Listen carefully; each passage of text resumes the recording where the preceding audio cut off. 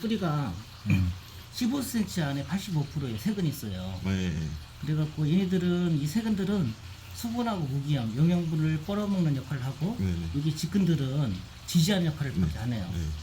그래가지고 얘네들을 이렇게 깊게 심는다든지 흙을 덮어놓는다든지 하면 안 좋은 거예요. 그래서 뿌리가 호흡할 수 있게끔 항상 이렇게 심어야 돼요.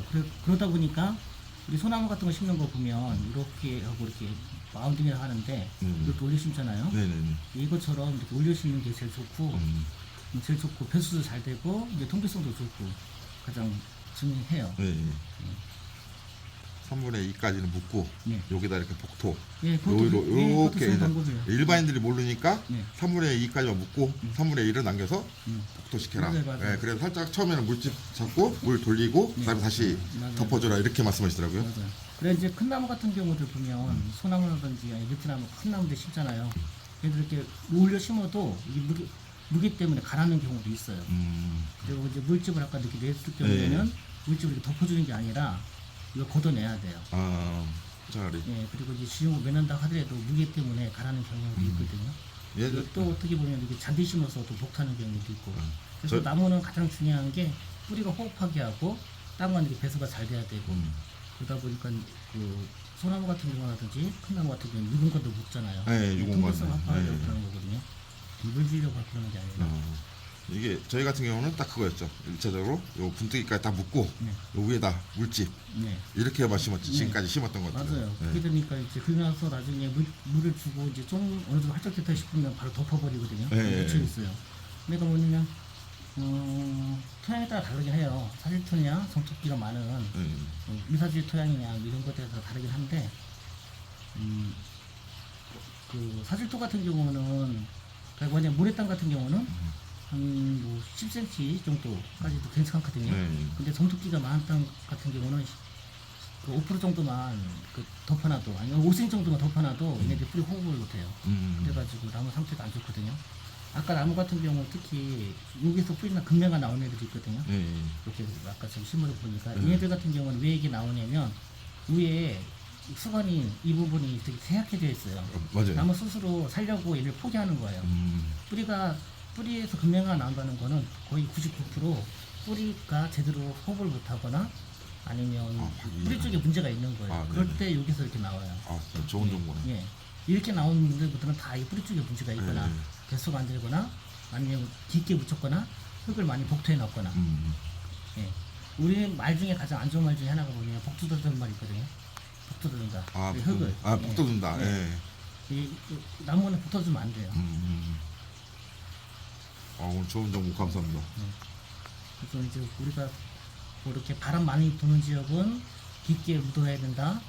또 이렇게 절개면 같은 경우는 이렇게 빗물이 안 들어가니까 깊게 묻어야 된다. 그러면 이렇게 묻어놓으면 뿌리가 여기서 나와요. 이렇게. 나무가 생육이 안 되거든요. 이런 것 같은 경우는 이렇게 해서 제비진 모양으로 이렇게 심는 건 맞아요. 그래 이쪽으로 가기 힘들어도 이렇게 뿌리가 오면서 잘 잡으니까. 예. 아, 이거 딱이네. 예, 바람 많이 부는 지역 같은 경우는 넘어질까봐 걱정이 된다면 기준목을 세워서 뿌리가 활짝할 때까지 해주는 게 좋고. 기존에 유튜브를 보면 다 이렇게 해놓고 심고 여기다 이게 물집 이렇게 만들어 그렇게 배웠어요 예전에. 예. 근데 굉장히 잘못된 경우가 많아요. 그래서 최근에 본 거는 요만큼 심고 이렇게 흙 돋아놓고 약간 이렇게. 오 대표님 말씀대로 딱 그게 맞네. 예. 가장 기본이 뭐냐면 뿌리가 호흡해야 된다 이거거든요. 뿌리가 호흡해야 이유를 알기. 물 줄 때는 이렇게 보면은 호스를 안에 깊숙이 이렇게 박아서 막 주던데 네. 이게 맞는 거예요? 이렇게 좋으면 이게 토양에 공급이 있거든요. 그냥 기존 땅하고 이렇게 시클 작업했을 때 이쪽 땅하고 서로가 틀려요. 그러다 보니까 이렇게 물 주면서 얘네들 서로 이렇게 그 물을 빼주는 게 제일 좋죠.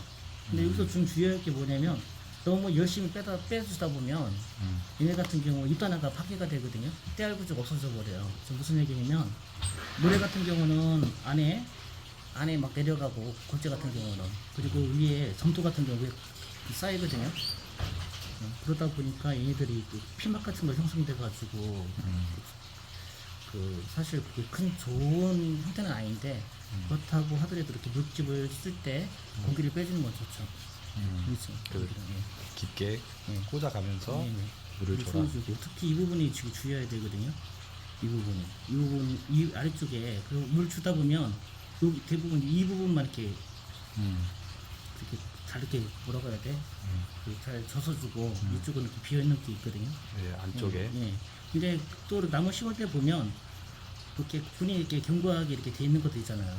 예를 들어서 이렇게 예전에 고무바지는 지금은 녹각관하고 그리고 에코밴드 같은 걸 하잖아요. 얘는 안 풀리는 게 제일 좋아요. 안 풀리고 그러면 불이 견고하게 돼 있으면 이 부분을 목줄 살짝 돌려주면 물방울이 푹푹 올라오거든요. 아, 살짝 돌려 예, 손목을 돌려주라고. 움직여주면 깨지지 않게 조심하면서 그러면 잘 빠져요. 잘 빠지고 난 다음에 그리고 이렇게 배수가 잘 되는 타임 같은 경우는 한번 그 덮기 전에 한번 물 한 번 더 주는 게 좋아요.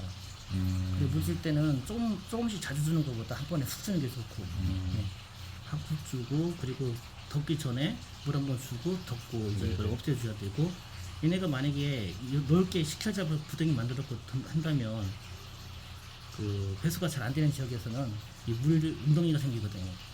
물 고여가지고 수확이 안 좋을 수 있거든요. 네. 그래가지고 이렇게 하죠. 알겠습니다. 네. 좋은 말씀 감사합니다.